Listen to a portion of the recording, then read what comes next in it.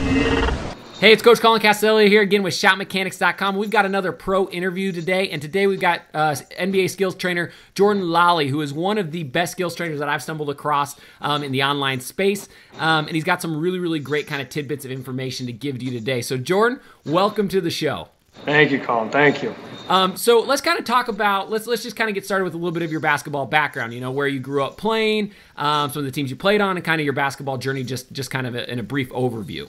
Yeah, so I grew up in Northern California, played AAU ball. It was never my first sport, so I started playing AAU ball when I was a freshman in high school, which is late considering nowadays, but I ended up playing for the Oakland Soldiers and the Bay Area Hoosiers up there in NorCal, and then got a scholarship to play over at UC San Diego, where I graduated 4 years. All-time leading scorer, three-point percentage, free throw percentage, a lot of different accolades from the scoring aspect.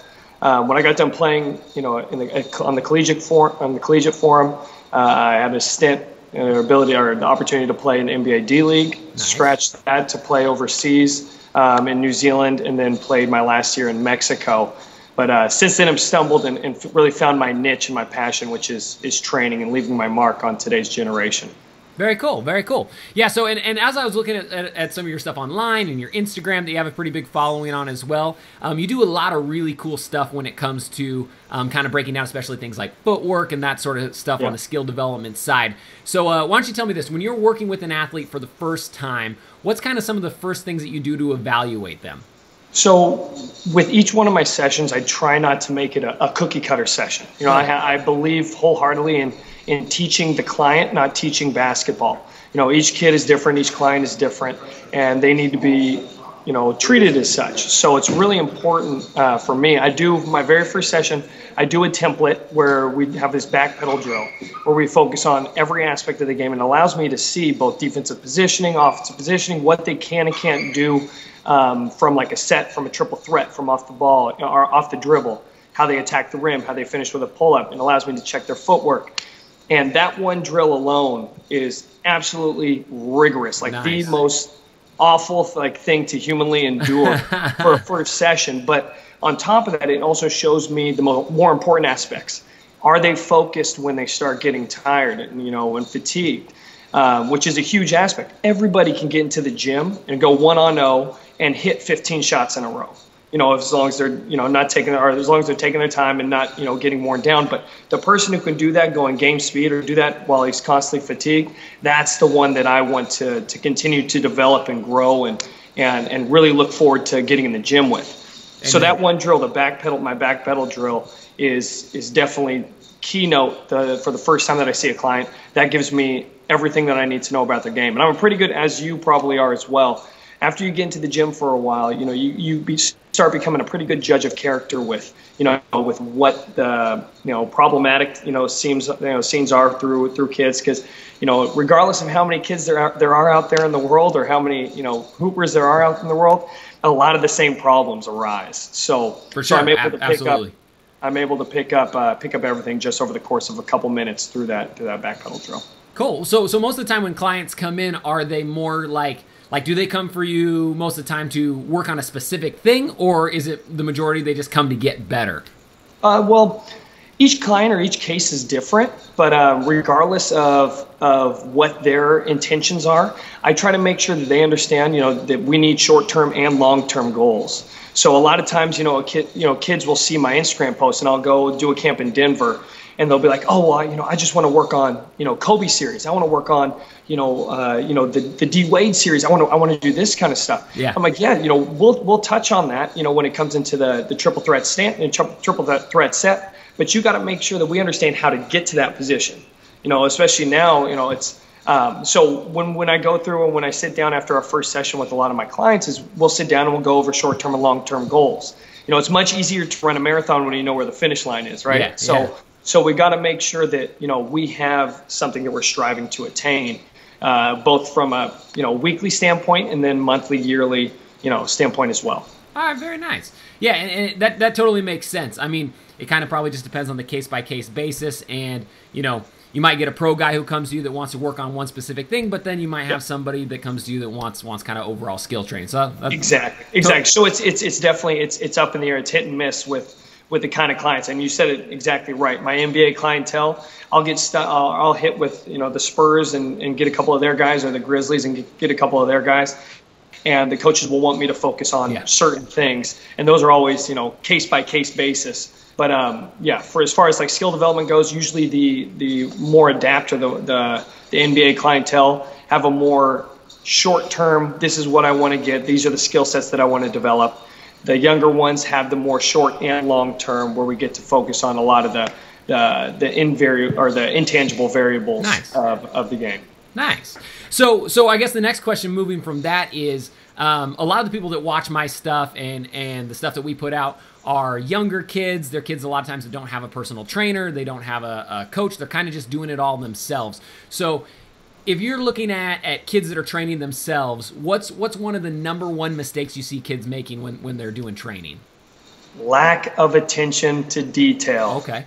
It's one of the things that bothers me the most. A kid can get into the gym and spend 3 hours and leave that gym and be like, oh yeah, I feel so good at myself. I've spent 3 hours in the gym. I'm going to be a stud.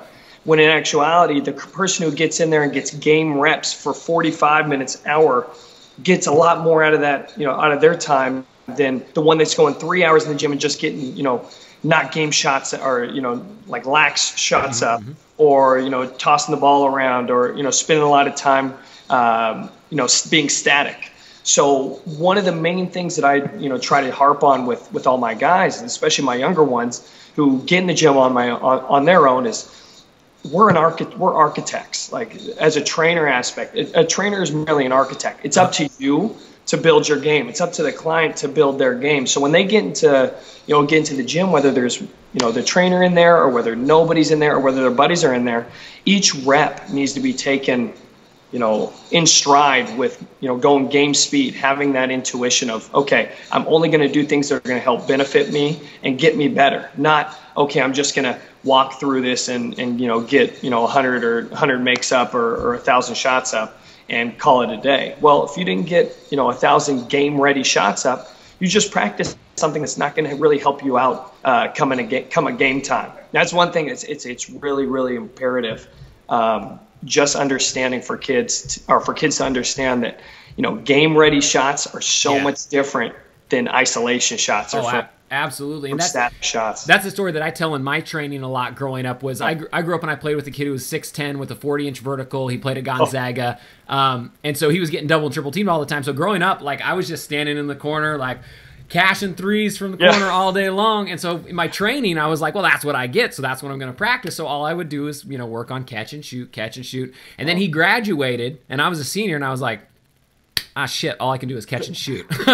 So, I mean, it's definitely that kind of fine line between working on, your craft, that's your role on your team, but also kind of furthering and developing your game to make sure that it fits anywhere, no matter the system, no matter what.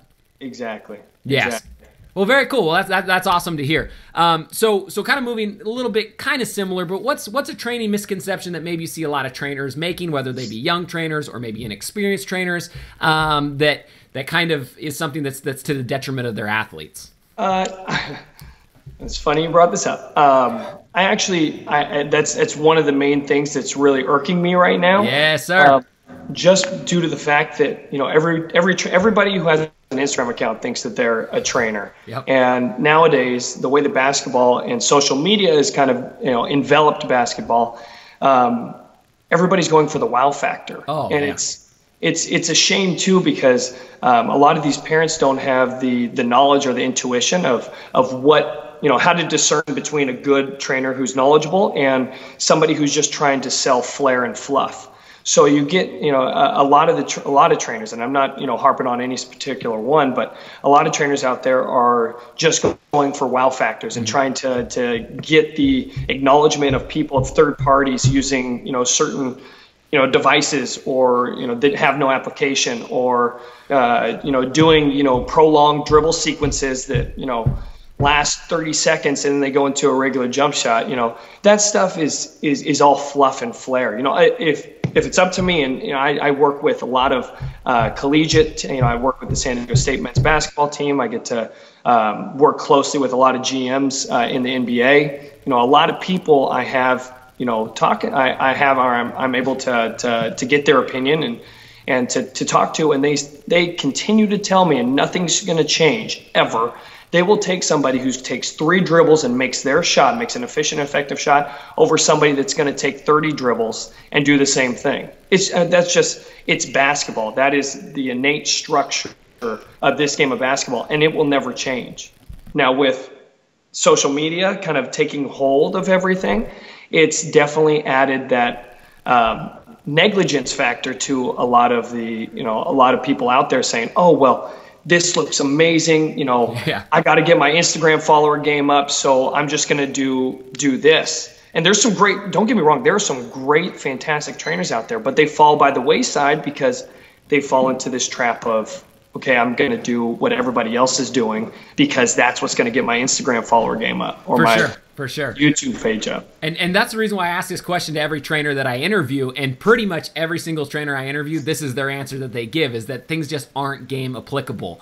And like you said, I mean, coaches don't want somebody who over dribbles the ball or who can, pass a tennis ball around 150 times in a row or whatever. I mean, it's really about how you move with the ball on the court and if you can make quick and concise decisions. And that's something that we see a ton. And so that's why every time I have a trainer on here, I ask them that question, just because I like to kind of reinforce it to the viewers of like, listen, you don't need the fluff in your game. You need to be, just have everything tight and ready to roll.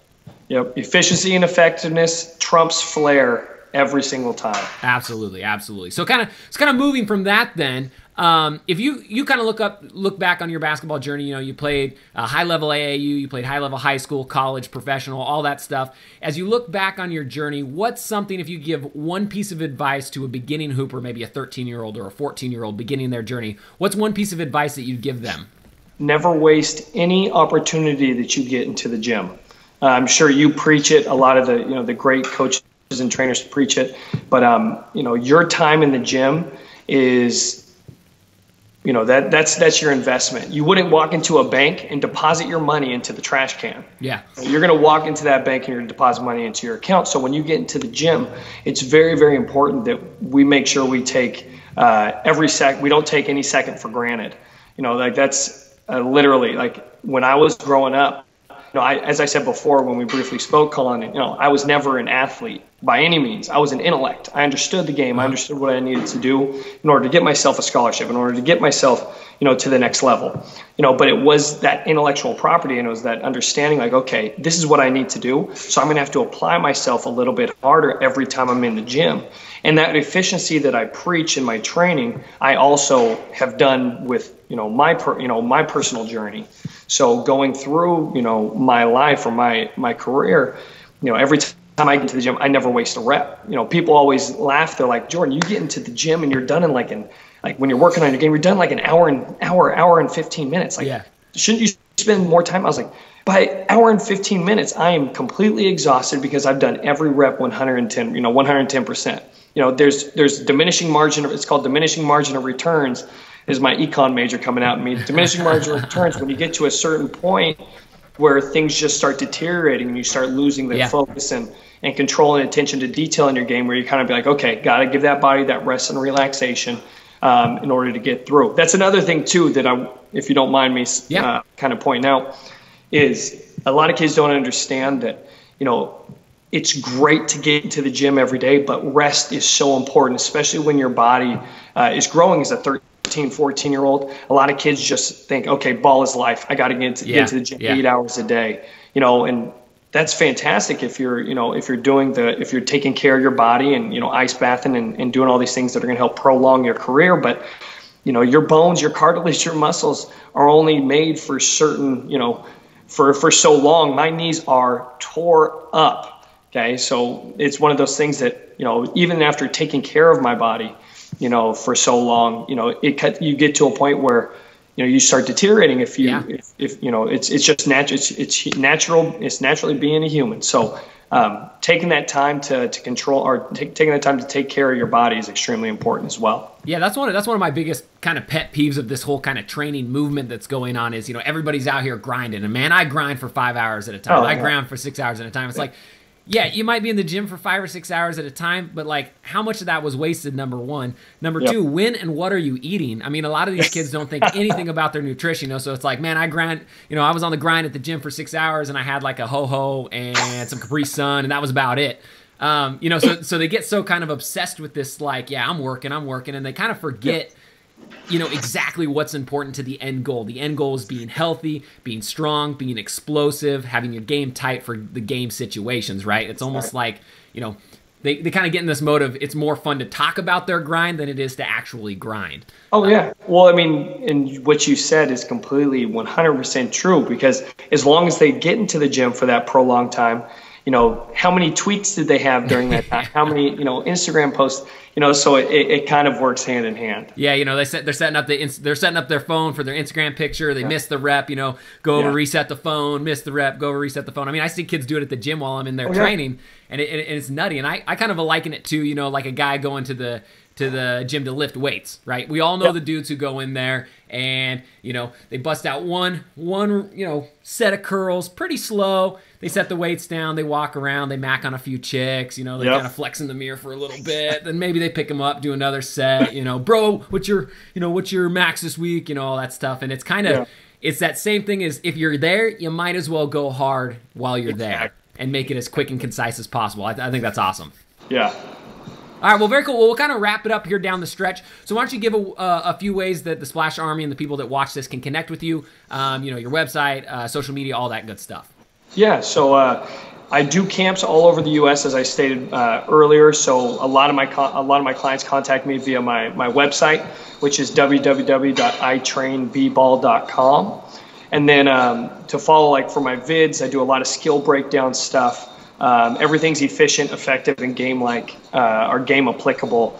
And you guys can follow me on Instagram at jlawbball.